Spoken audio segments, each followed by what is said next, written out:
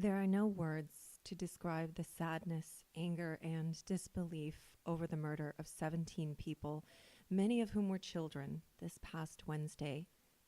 They were shot to death at a high school in Parkland, Florida, by another teenager wielding an AR-15. This week, we will not have an episode about connection.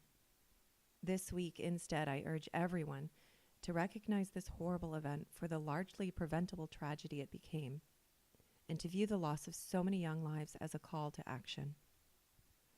Write or call your lawmakers, ask them to put protections in place to prevent deadly shootings like this in the future.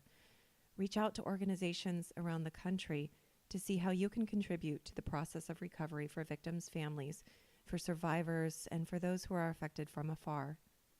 Remember that it is not only the loss of human life, but also long-term psychological and emotional damage for survivors, and loss of practical benefits like medical insurance or income provided by a spouse.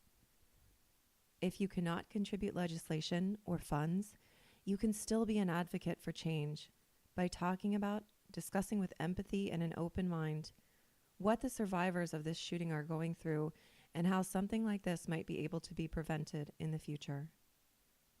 Take time to mourn the tragedy of these deaths, recognize the senselessness of the shooting that has ripped a hole in the lives of so many, and then act in a way that will benefit this country by saving lives.